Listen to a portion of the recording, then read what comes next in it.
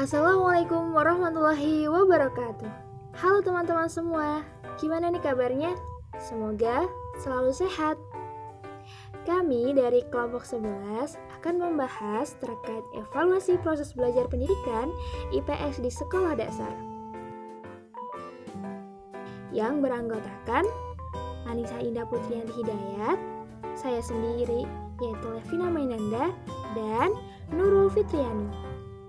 Baik, langsung saja kita ke materi dan selamat menyaksikan.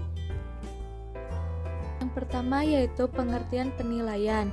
Penilaian berasal dari kata evaluation yang merupakan terjemahan dari bahasa Inggris. Menurut Ratu Manan, evaluasi dapat dinyatakan sebagai suatu proses sistematik dalam menentukan tingkat pencapaian tujuan instruksional. Sedangkan, menurut Bloom, dalam bukunya Handbook or Formative and Summative Evaluation of Student Learning, mengatakan bahwa penilaian merupakan pengumpulan bukti secara sistematis yang akan digunakan untuk melihat perubahan apa saja yang sedang terjadi dalam pembelajaran dan untuk menentukan tingkat perubahan setiap siswa. Bukti-bukti yang dikumpulkan dapat bersifat kuantitatif dan kualitatif. Penilaian yang bersifat kuantitatif yaitu menentukan hasil pengukuran menggunakan angka yang didapatkan dari testing, pemberian tugas, penampilan, kertas kerja, dan lain-lain. Sedangkan penampilan yang bersifat kualitatif adalah menentukan hasil pengukuran dengan tidak berbentuk bilangan atau angka, melainkan hanya menunjukkan kualifikasi hasil belajar seperti cermat, rajin, baik, dan lain-lain.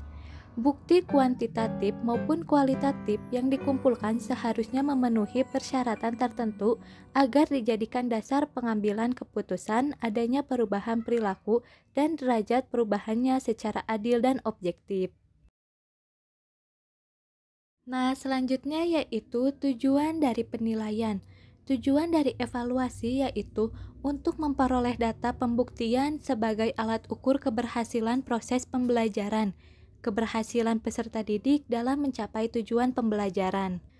Menurut Sugiono, mengatakan bahwa secara umum tujuan evaluasi atau penilaian belajar adalah untuk menghimpun bahan-bahan keterangan yang akan dijadikan sebagai bukti mengenai taraf perkembangan atau taraf kemajuan yang dialami oleh peserta didik setelah mereka mengikuti proses pembelajaran dalam jangka waktu tertentu. Yang kedua yaitu mengetahui tingkat efektivitas dari metode-metode pengajaran yang telah dipergunakan dalam proses pembelajaran selama jangka waktu yang telah ditentukan. Adapun fungsi dari penilaian siswa di sekolah dapat digolongkan menjadi 4 kategori. Yang pertama yaitu untuk mendapatkan umpan balik atau feedback kepada guru sebagai dasar untuk memperbaiki proses belajar mengajar dan mengadakan remedial program bagi siswa. Yang kedua, untuk menemukan angka kemajuan atau hasil belajar masing-masing siswa. Antara lain, diperlukan untuk pemberian laporan kepada orang tua, penentuan kenaikan kelas, dan penentuan lulus tidaknya siswa. Yang ketiga, untuk menempatkan siswa dalam situasi belajar mengajar yang tepat sesuai dengan kemampuan atau karakteristik yang dimiliki siswa. Dan yang keempat, untuk mengenal latar belakang siswa yang mengalami kesulitan-kesulitan belajar dan hasilnya dapat digunakan sebagai dasar dalam memecahkan kesulitan tersebut. Penilaian siswa di sekolah dapat dibedakan menjadi 4 jenis. Yang pertama, penilaian formatif atau fungsi pertama, yaitu ditujukan untuk memperbaiki proses belajar mengajar. Yang kedua, penilaian sumatif atau fungsi kedua, yang ditujukan untuk keperluan menentukan angka kemajuan hasil belajar siswa. Yang ketiga, penilaian penempatan atau fungsi ketiga, ditujukan untuk menempatkan siswa dalam situasi belajar mengajar atau program pendidikan yang sesuai. Dan yang keempat, penilaian diagnostik, ditujukan untuk membantu pemecahan kesulitan-kesulitan belajar yang dialami oleh siswa-siswa tertentu. Penilaian formatif dan penilaian sumatif menjadi tanggung jawab guru, sedangkan penilaian penempatan dan penilaian diagnosis menjadi tanggung jawab petugas bimbingan atau penyuluhan. Standar evaluasi. Seperti yang telah dijelaskan tadi, evaluasi merupakan kegiatan pengumpulan bukti untuk menjadi dasar pengambilan keputusan mengenai keberhasilan proses pembelajaran dan keberhasilan siswa mengikuti pembelajaran. Karena evaluasi ini bersifat sensitif, sehingga perlu adanya pedoman atau kriteria tertentu untuk menentukan siswa seperti apa yang dapat dikatakan berhasil atau lulus, sehingga terdapat beberapa syarat yang perlu dicapai oleh siswa atau lembaga agar dapat berhasil. Kriteria ini disebut dengan orientasi penilaian atau standar penilaian. Nah, terdapat 3 standar penilaian. Yang pertama yaitu standar mutlak. Standar mutlak yaitu kriteria penilaian yang bersifat tetap dan tidak dapat dipengaruhi oleh prestasi suatu kelompok. Nah, misalnya, dalam mata pelajaran IPS, untuk dapat dinyatakan lulus, siswa harus dapat menjawab pertanyaan-pertanyaan dengan benar minimal 70% dari soal-soal yang diberikan. Ini berarti siswa yang menjawab dengan benar kurang dari 70% tidak dapat dinyatakan berhasil atau lulus. Standar yang kedua yaitu standar relatif. Standar relatif yaitu penilaian keberhasilan siswa ditentukan oleh posisinya di antara kelompok siswa yang mengikuti evaluasi. Dapat juga dikatakan bahwa keberhasilan dipengaruhi oleh tempat relatifnya dibandingkan dengan prestasi rata-rata kelompok. Ketiga yaitu standar perbuatan sendiri. Standar perbuatan sendiri yaitu penilaian keberhasilan siswa ditentukan oleh performan yang dilakukan sebelumnya. Misalnya, pada pertemuan sebelumnya, kami mampu mengetahui daerah Jawa Barat, Jawa Tengah, dan Jawa Timur saja pada peta. Dan pada pertemuan selanjutnya, Rani mampu mengetahui daerah Jawa Barat, Jawa Tengah, Jawa Timur, Sulawesi Tenggara, Sulawesi Utara, dan daerah istimewa Yogyakarta, sehingga ini merupakan kemajuan atau keberhasilan baginya dan dapat dinyatakan lulus. Adapun prinsip evaluasi. Prinsip evaluasi merupakan bagian terpenting bagi seorang guru untuk dijadikannya titik tolak dalam melakukan evaluasi, sehingga proses evaluasi dapat berjalan dengan baik sebagaimana mestinya. Terdapat 4 prinsip-prinsip umum penilaian atau prinsip evaluasi. Yang pertama yaitu menyeluruh, artinya penguasaan kompetensi dalam mata pelajaran pengetahuan sosial hendaknya menyeluruh, baik menyangkut standar kompetensi, kompetensi dasar, indikator, pencapaian, maupun aspek-aspek intelektual, sikap, dan tindakannya, beserta keseluruhan proses dalam upaya penguasaan kompetensi tersebut.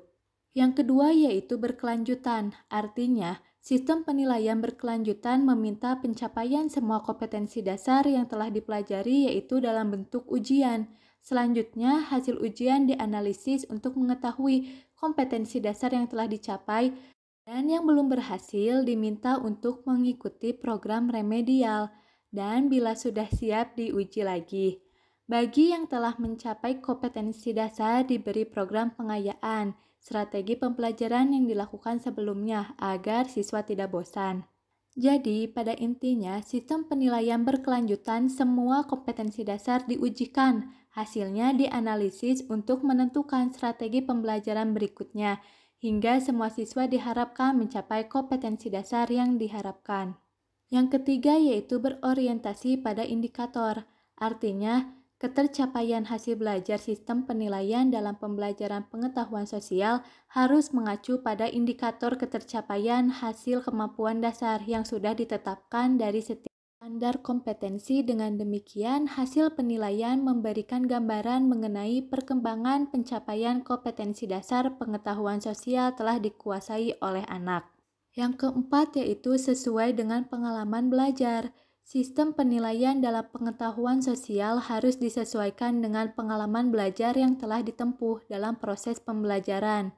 Misalnya, jika pembelajaran menggunakan pendekatan tugas kunjungan lapangan, maka evaluasi harus diberikan baik pada proses atau keterampilan proses, misalnya teknik wawancara, maupun produk atau hasil melakukan kunjungan lapangan yang berupa informasi yang dibutuhkan. Untuk materi berikutnya, yaitu terkait komponen-komponen apa saja yang ada dalam penilaian.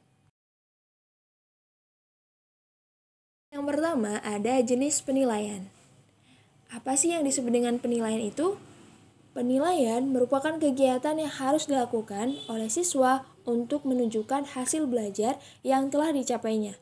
Jenis penilaian yang dapat digunakan dalam sistem penilaian berbasis kompetensi pada mata pelajaran pengetahuan sosial, yaitu antara lain, yang pertama ada kuis. Kuis berupa isian singkat dan menanyakan hal-hal yang bersifat prinsip.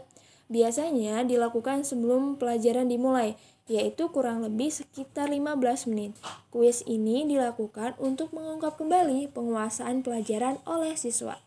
Yang kedua ada pertanyaan lisan di kelas, yaitu beberapa pertanyaan yang diucapkan oleh guru dengan tujuan memperkuat pemahaman terhadap konsep dan prinsip. Untuk yang ketiga, ada ulangan harian. Ulangan harian yakni kegiatan yang dilakukan secara periodik untuk mengukur pencapaian kompetensi peserta didik setelah menyelesaikan satu kompetensi dasar atau lebih.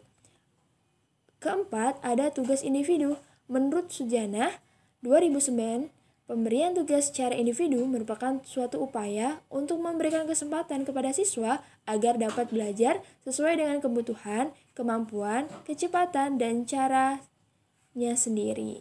Untuk yang kelima, ada tugas kelompok, yaitu bersama-sama mengerjakan tugas, berdiskusi, pertukaran pendapat antara anggota yang satu dengan yang lain, bantu-membantu dalam menyelesaikan tugas. Menurut Walgito 2003 menyatakan bahwa pelaksanaan dalam pembelajaran di sekolah, pemberian tugas diberikan secara perorangan atau individu maupun secara kelompok. Keenam, ada ujian sumatif, yaitu ujian yang dilaksanakan setiap standar kompetensi atau beberapa satuan kompetensi dasar. Yang terakhir ada ujian akhir. Ujian akhir ini yaitu ujian yang dilakukan atau dilaksanakan pada akhir program persekolahan. Untuk komponen berikutnya yaitu tentang jenis-jenis soal, yang diantaranya ada 3 bentuk soal. Ada bentuk soal uraian, bentuk soal objektif, dan pilihan ganda. Yang pertama ada bentuk soal uraian.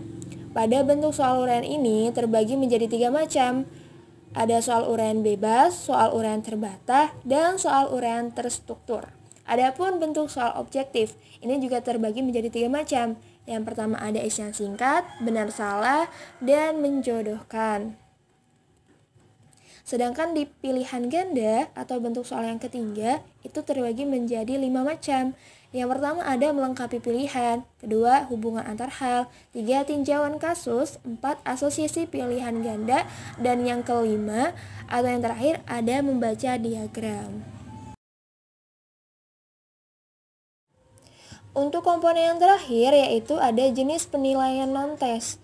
Pengukuran dengan teknik non-tes meliputi pertama ada pengamatan atau observasi, ada dokumentasi, penugasan, dan juga portofolio. Pengamatan atau observasi sendiri ini dapat dilakukan secara langsung ketika siswa melakukan aktivitas belajar. Adapun observasi digunakan untuk menilai perbuatan, terutama pada aspek psikomotor atau keterampilan tertentu yang berkaitan dengan proses. Karena kemampuan-kemampuan yang hadir menggambarkan tingkat kapabilitas yang berhasil dikuasai. Dalam mata pelajaran pengetahuan sosial dapat melakukan penilaian, misalnya pada keterampilan wawancara, berdiskusi, dan juga pembuatan peta. Untuk yang kedua yaitu dokumentasi. Nah, pada dokumentasi ini penilaian dilakukan dengan cara melihat kerja siswa yang diperoleh selama kegiatan pembelajaran.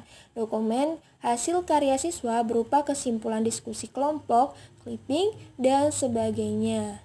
Untuk yang ketiga ada penugasan. Penugasan ini bisa diberikan oleh pendidik atau guru dalam bentuk atau secara individu maupun berkelompok. Yang keempat ada portofolio. Portofolio adalah kumpulan hasil karya siswa dalam satu periode tertentu yang menggambarkan perkembangan dalam aspek atau satu bidang tertentu. Portofolio ini sejalan untuk mengetahui perkembangan kompetensi siswa. Sekian, terima kasih. Menurut Cronbach yang dikutip oleh Mehren tahun 1973, mendefinisikan bahwa pengukuran itu adalah sebagai suatu prosedur yang sistematis untuk mengamati perilaku seseorang dan menggambarkannya dengan bantuan skala numerik atau sistem pengkategorian.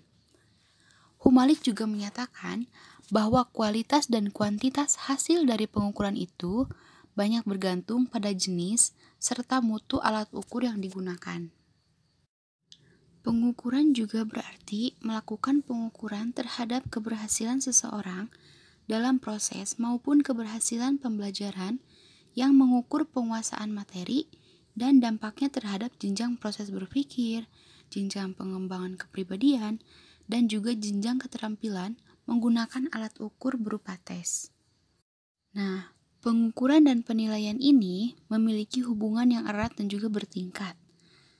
Kita tidak dapat melaksanakan penilaian sebelum melakukan pengukuran terlebih dahulu. Dalam proses pembelajaran, guru juga akan melakukan pengukuran terhadap proses dan juga hasil belajar yang berupa angka-angka yang mencerminkan capaian, proses, dan juga hasil belajar. Begitu pula dalam IPS. Tidak begitu saja guru menentukan seberapa besar kemampuan siswa. Maka dari itu, seorang guru harus memberikan tes kepada siswanya. Nah, dari tes yang dikerjakan oleh siswa, kemudian guru memeriksa berapa yang betul dan juga berapa yang salah, kemudian menentukan skornya. Nah, proses menentukan angka dari masing-masing siswa inilah yang disebut dengan pengukuran dalam pendidikan. Proses menggunakan angka pada kemampuan siswa itu dilakukan tidak langsung pada kemampuannya. Akan tetapi, dikenakan pada hasil tes yang dikerjakan. Oleh karena itu, pengukuran dalam dunia pendidikan ini bersifat tidak langsung.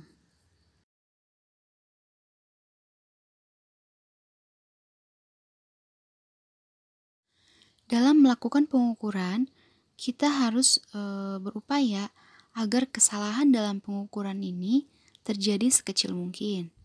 Untuk itu, diperlukanlah alat ukur yang dapat menghasilkan hasil pengukuran yang sesuai dan juga reliable.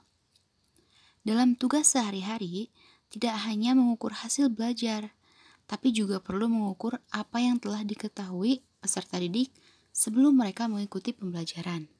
Kemudian, kita juga perlu mengukur kesulitan apa yang dialami oleh peserta didik dalam mengikuti pembelajaran. Pembelajaran apa yang paling cocok untuk peserta didik dan sebagainya. Semua pengukuran ini memerlukan alat ukur yang terpercaya dan juga baku. Berikut adalah macam-macam alat ukur atau tes yang dapat digunakan dalam pengukuran. Yang pertama ada tes prestasi belajar atau TPB. Tes ini adalah alat ukur yang mampu menentukan seberapa banyak pelajaran yang telah diikuti dan juga dapat dikuasai atau diserap oleh peserta didik. Bahan yang digunakan atau ditanyakan dalam tes prestasi belajar ini adalah semua materi yang pernah diberikan, dilatihkan, dan didiskusikan guru dengan peserta didiknya. Kemudian yang kedua ada tes hasil belajar atau THB. Tes ini adalah alat ukur yang mampu menentukan kemampuan mengenai apa yang diberikan, dilatihkan, dan didiskusikan dengan guru, tetapi meliputi semua aspek pembentukan watak peserta didik. Dengan kata lain, termasuk materi yang dipelajari dari lingkungan yang terkait dengan pembelajaran dari guru. Kemudian, tes yang ketiga ada tes seleksi atau tes penempatan. Tes seleksi ini merupakan satu jenis tes yang dimaksudkan untuk menyeleksi atau memilih calon peserta yang memenuhi syarat untuk mengikuti suatu program. Tes seleksi ini biasanya diadakan jika jumlah peminat yang akan mengikuti suatu program tersebut melebihi dari yang dibutuhkan. Sebagai contoh bisa kita lihat sekarang sudah ada sekolah-sekolah yang mempunyai kelas unggulan. Nah, kelas unggulan ini diisi oleh siswa-siswa yang berdasarkan tes penempatannya memiliki keunggulan dibandingkan dengan siswa yang lain. Waktu penyelesaian program bagi siswa yang masuk kelas unggulan ini sama dengan siswa yang berada di kelas yang bukan unggulan. Hanya saja, siswa yang berada di kelas unggulan ini akan diberi program-program tambahan, sehingga kemampuan siswa dalam menguasai tujuan pembelajarannya menjadi lebih mantap. Di samping kelas unggulan, saat ini juga muncul kelas akselerasi. Seperti halnya kelas unggulan, kelas akselerasi ini diisi oleh siswa-siswa yang berdasarkan tes penempatan memiliki prestasi yang lebih dibandingkan dengan siswa yang lain. Jika pada kelas unggulan waktu penyelesaian studinya sama dengan siswa kelas biasa, maka pada kelas akselerasi, waktu penyelesaian studinya ini lebih cepat dari siswa kelas biasa. Misalkan, siswa kelas akselerasi dapat menyelesaikan studinya di SMP ataupun di SMA ini hanya dalam waktu 2 tahun. Adapun manfaat yang dapat kita petik dengan dilaksanakannya tes penempatan ini adalah kita dapat memperoleh kelompok peserta program dengan kemampuan yang relatif homogen, sehingga program dapat dilaksanakan dengan lebih efektif dan efisien. Yang selanjutnya ada tes formatif. Tes formatif digunakan untuk mengetahui apakah tingkat penguasaan peserta didik ini sudah cukup menguasai materi yang telah dibelajarkan. Bahan pertanyaannya ini berasal dari materi yang telah disampaikan dan pelaksanaan tesnya ini dilakukan segera setelah pembelajaran diselesaikan. Jika hasil pengukurannya kurang, guru harus memperbaiki proses pembelajarannya sehingga tingkat penguasaannya menjadi lebih baik. Yang selanjutnya ada tes sumatif. Tes sumatif ini digunakan untuk mengetahui sejauh mana tahap serah peserta didik atas bahan yang telah disampaikan selama ini. Jika materi yang telah diajarkan ini cukup banyak, maka materi tes ini dipilih secara proporsional. Kemudian, hasil tes sumatif ini digunakan untuk menentukan tingkat penguasaan peserta didik. Yang selanjutnya ada tes diagnostik.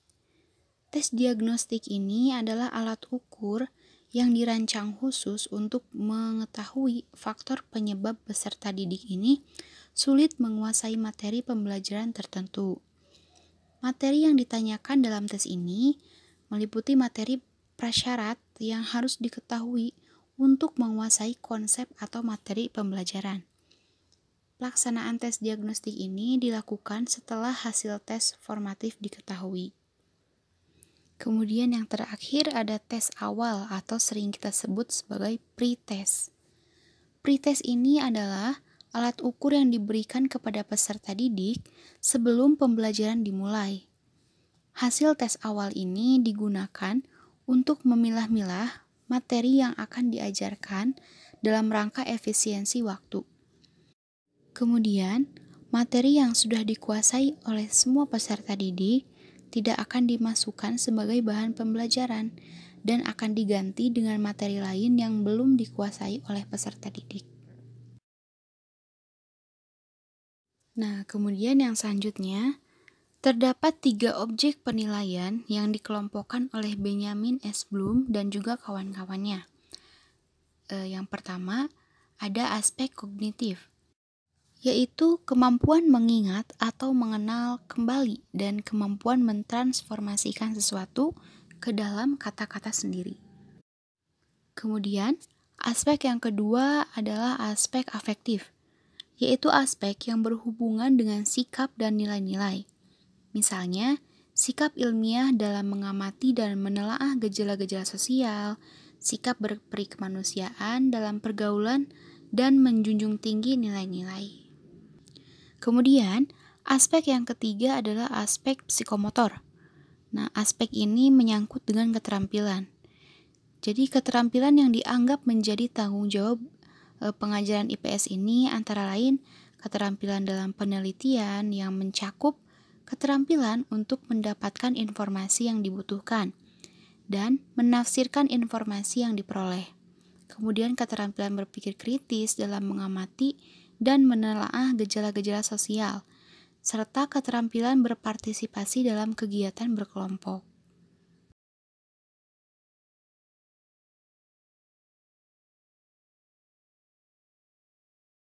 Dalam penilaian, terdapat teknik-teknik penilaian yang harus dilakukan untuk memperoleh data-data yang akan digunakan sebagai bahan untuk melakukan penilaian. Nah, data-data ini mungkin bersifat kuantitatif dan kualitatif. Data-data tersebut dapat diperoleh melalui dua cara atau dua teknik. Yang pertama dapat menggunakan teknik tes, yang kedua menggunakan teknik non-tes. Apabila tes sudah disusun secara valid, reliable, dan juga objektif, maka data-data yang diperoleh ini akan menggambarkan keadaan siswa yang sebenarnya. Nah, untuk menyusun tes yang baik, diperlukanlah langkah-langkah penyusunan yang harus dikerjakan secara teratur dan cermat. Berikut adalah langkah-langkah dalam penyusunan tes. Langkah pertama yang harus dilakukan yaitu mengumpulkan bahan. Dengan mengumpulkan bahan pelajaran yang telah diajarkan sebelumnya, dapat diperoleh gambaran yang menyeluruh untuk dijadikan landasan dalam menentukan luas isi tes yang akan disusun. Nah, luas dan isi tes yang akan disusun ini dapat dengan mudah diketahui dari ruang lingkup dan sekuens kurikulum. Unit-unit dalam kurikulum juga yang telah dituangkan dalam program satuan pelajaran dapat dipergunakan sebagai unit-unit dalam penyusunan spesifikasi tes yang diperlukan. Kemudian, langkah yang kedua yaitu menyusun bagan perincian atau blueprint tes. Apabila ruang lingkup pelajaran yang akan dinilai ini sudah diketahui, maka disusunlah bagian perincian atau blueprint tes, yaitu suatu bagan yang merupakan pedoman dalam penyusunan soal selanjutnya. Nah, yang perlu dikembangkan dalam blueprint tes ini adalah yang pertama ada pokok bahasan, yang kedua ada aspek-aspek yang akan dinilai, yang ketiga ada jumlah soal, dan yang keempat adalah waktu yang diperlukan untuk mengerjakan tes tersebut. Langkah yang ketiga yaitu menyusun soal tes. Nah, setelah tadi blueprint selesai dibuat, maka dilanjutkan dengan menulis soal-soal yang akan membentuk tes. Perlu diperhatikan juga beberapa petunjuk. Nah, yang pertama, untuk soal tes itu ada dua macam, yaitu yang pertama ada bentuk uraian dan juga yang kedua ada bentuk objektif. Dalam penyusunan soal tes berupa uraian, dapat juga diperhatikan hal-hal berikut ini. Yang pertama, setiap pertanyaan hendaknya berisi suatu perumusan masalah yang jelas dan juga pasti, dengan menggunakan kata-kata yang pastinya dipahami oleh siswa. Kemudian yang kedua, setiap pertanyaan ini hendaknya disusun sedemikian rupa sehingga mungkin disepakati adanya semacam kunci jawaban. Kemudian yang ketiga, bakat masing-masing pertanyaan ini harus ditetapkan lebih dulu dan diberitahukan kepada siswa. Kemudian, cara-cara terbaik untuk menjawab setiap pertanyaan hendaknya dijelaskan kepada siswa agar nanti siswa tidak kesulitan dalam mengerjakan soal yang diberikan. Kemudian, untuk soal tes yang berbentuk objektif, terbagi lagi menjadi tiga macam gitu. Yang pertama ada ragam true false, yaitu soal benar salah. Nah, dalam ragam ini, siswa diharuskan menyatakan apakah suatu pernyataan tersebut menurut pendapatnya itu benar atau salah. Nah, dalam penyusunan ragam benar salah ini, ada yang harus kita perhatikan. Yang pertama, harus dihindarkan pengambilan kalimat secara langsung dari buku pelajaran. Nah, yang kedua, harus dihindarkan penggunaan pernyataan yang menyesatkan. Yang ketiga, hendaknya tidak dipergunakan pernyataan negatif rangkaf. Yang keempat, kalimat pernyataan ini tidak terlalu panjang. Kemudian yang kedua ada ragam matching atau menjodohkan. Nah, ragam soal ini menuntut kepada siswa untuk menjodohkan kata-kata yang terdapat dalam satu kelompok dengan data-data yang ada di dalam kelompok yang lain. Nah, ada juga yang harus diperhatikan dalam menyusun ragam matching ini. Yang pertama, kata-kata dalam tiap kelompok itu harus homogen dan saling berhubungan. Kemudian yang kedua, dasar pemasangan ini harus jelas, walaupun memang tidak perlu dijelaskan gitu. Yang ketiga, jumlah kata-kata dalam kelompok satu ini tidak boleh sama dengan kelompok yang kedua. Kemudian, ragam berikutnya ada ragam pilihan ganda atau multiple choice. Nah, dalam ragam ini,